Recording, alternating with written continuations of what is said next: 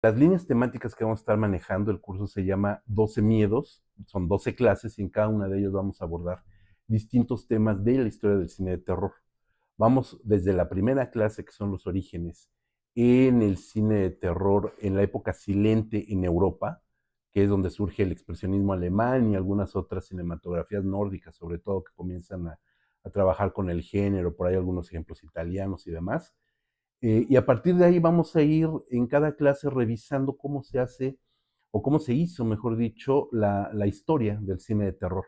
Vamos a ver igualmente el cine silente en los Estados Unidos, que es la contraparte, y lo vamos a ir estructurando de una forma cronológica, obviamente, dándole justamente este ping-poneo un poco entre Europa, Estados Unidos, digamos que son las cinematografías hegemónicas, pero luego vamos a ir a partir de la segunda mitad del curso, de las clases 7 en adelante, vamos a viajar al Oriente, vamos a viajar a Latinoamérica, vamos a viajar en específico países europeos específicos, como han representado el terror, Italia, Francia, España, por ejemplo, cómo fue el cine de terror en la censura española, si es que lo hubo, cómo se hizo el cine de terror en Latinoamérica, también en distintas épocas, desde los años 60, 70, cómo fue el cine contestatario en los Estados Unidos, el terror, cómo lo aborda. Entonces vamos a ir estructurando esas líneas temáticas de una manera que poco a poco lleguemos a el cine de terror actual. O sea, todas esas líneas históricas, temáticas, por supuesto, contando también un poco de biografía de algunos cineastas que son preponderantes en la historia del cine de terror, cómo van ayudando a forjar este nuevo terror que hoy estamos viendo, ¿no? Y que ha dejado de ser un cine marginal para convertirse prácticamente en la joya de la corona en festivales tan importantes como Cannes, donde gana una Palma de Oro, por ejemplo, o en entregas de premios, ¿no? Que son dedicadas al cine netamente comercial, como los Oscars, donde también están películas de género ganando premios importantes o cuando menos están siendo nominadas, ¿no? Entonces ahorita tenemos que entender por qué el cine de terror abandona la marginalidad y hoy está convertido en uno de los géneros, pues verdaderamente de mayor fandom, ¿no? Y eso se ve reflejado no solamente en que la crítica también lo trata de una forma distinta, propiciado también porque hay un público que ya no es el público habitual de cine de terror, sino que ya cuenta con un público amplísimo que antes decían, no quiero ver cine de terror, me da miedo, no me interesa, o no me asusta, o es de risa.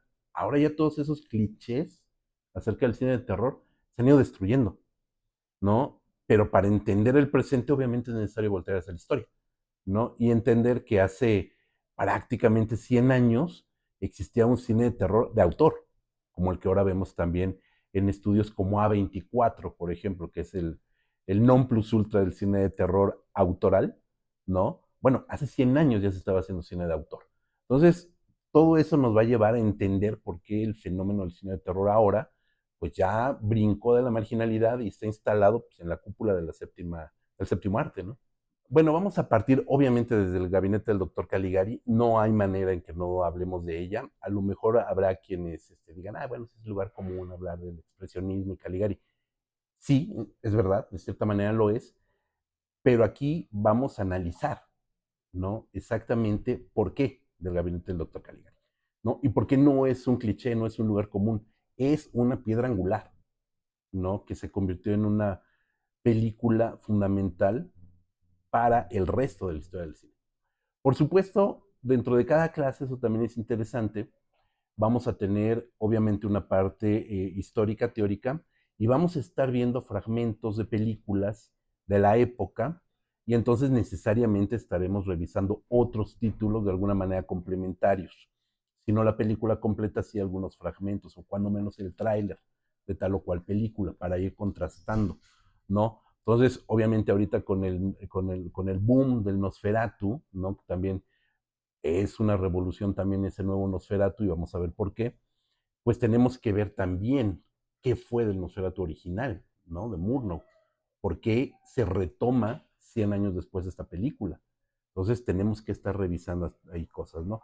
Películas enteras vamos a ver también una por cada sesión, será el caso de Gabinete en la primera, pero está en los años 50, por ejemplo, con el miedo al terror atómico y al terror de la invasión, este, de la invasión propiamente, la invasión roja, ¿no? Que era el gran temor en los Estados Unidos, pues vamos a ver Usurpadores de Cuerpos, ¿no? Una película que de una manera cíclica se ha ido retomando esta historia de justamente la usurpación del cuerpo, ¿no? Generar este miedo en alguien a quien conoces, que ha crecido contigo, que puede ser tu padre, tu esposa, tu hijo, pero que de repente ya no la conoces. Y este miedo de decir, híjole, es que no es, ha cambiado, ¿no? Y eso, por supuesto, nos habla de un montón de corrientes teóricas y de un montón de corrientes políticas, de cómo la Guerra Fría comienza a generar este miedo en el otro. Ya no estamos hablando de un miedo hacia cuestiones sobrenaturales, sino el miedo al otro, a no te conozco, no sé quién eres, ¿no?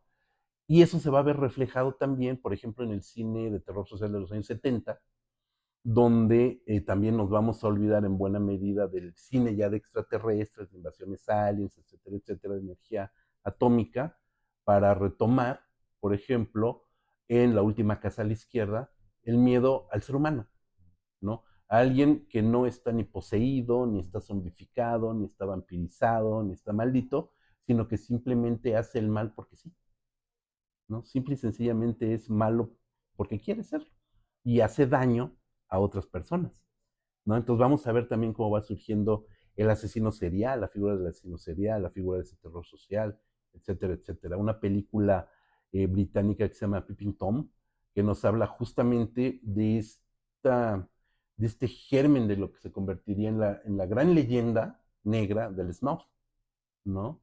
Y cómo tiene su base en una película británica de mediados de siglo, ¿no? Del siglo XX, ¿no? Entonces vamos a ir descubriendo esas pequeñas joyas porque también tratamos de que haya películas que no sean tan conocidas, que no sean justo lugares comunes, para que ayuden también a ir saliendo de estos clichés y entender esas etapas de la cinematografía de terror desde distintas perspectivas, ¿no? Vamos a tener una película que se llama Witchfinder General, que es una película de Hammer Films, es una película británica maravillosa, que vamos a entrarle a los orígenes del folk horror, ¿no? Que ahora también está en un auge bien importante, ¿no? Y así vamos a ir construyendo el discurso hasta llegar a películas, por ejemplo, del extreme francés, como Al Interior, una película que nos habla de feminidades, de maternidades, de pérdidas, de dolores, muy en el estilo y que también nos va a perfilar un poco hacia estas figuras del terror femenino, que después veremos una película que se llama Saint Maud, donde vamos a ver una película de terror autoral femenino bien importante a partir justamente de el punto de vista femenino, ¿no? Y bueno, llegaremos también a una película que es American Mary, que también es dirigida por un par de hermanas gemelas, las gemelas Soska canadienses, que nos hablan acerca del terror corporal, ¿no? Y de cómo transformar el cuerpo y cómo se convierte en el body horror, que también hoy está en auge, ¿no? Y que son películas que a lo mejor no son las que ahorita están brillando como La Sustancia, que es la gran película del body horror, etcétera, etcétera, sino que hace ya 5 o 6 años estaban perfilando esta línea y fueron comenzando a tirar línea, ¿no?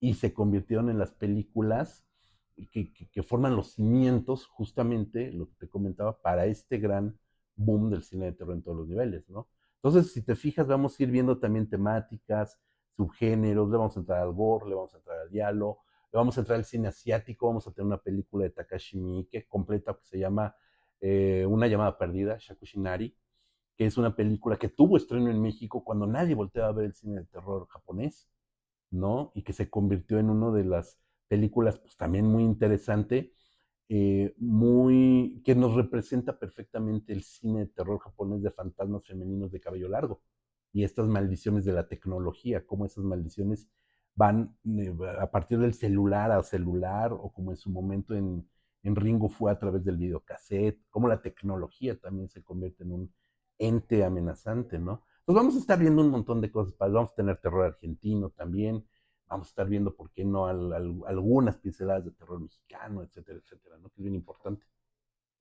Hola, ¿qué tal? Yo soy José Luis Ortega, he sido curador, crítico de cine, docente y sobre todo un fanático del cine de terror.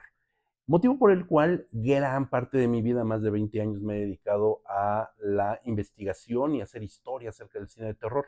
Por lo cual hemos diseñado un curso que año con año lo hemos venido actualizando para estudiar no solamente lo más interesante de la historia del cine de terror, sino llegar hasta nuestros días. ¿Qué es lo que hace que el cine de terror ahorita esté encumbrado en festivales, entregas de premios y demás? Entonces, este curso 12 Miedos se va a llevar a cabo en la Cineteca Nacional a partir del 7 de julio y hasta el 29 de septiembre. Va a ser los días lunes de las 6 de la tarde a las 9 de la noche en la Cineteca Nacional en el Centro Nacional de las Artes. Va a ser un gusto compartir con todos ustedes un poquito de mi experiencia que me ha llevado a ser pues desde fundador y programador del ciclo Masacre en Joco, que tuvo un boom muy interesante hace ya una década, coautor del libro Monstrología del Cine Mexicano, y jurado, invitado en festivales de cine de terror, tanto en México como en el extranjero. Entonces, pues el cine de terror nos encanta y los invito a que vengan, no solamente los fanáticos del terror, sino el público en general, a compartir este gran gusto por el cine de terror. Nos vemos en la Cineteca Nacional del Centro Nacional de las Artes. Pues allá nos esperamos.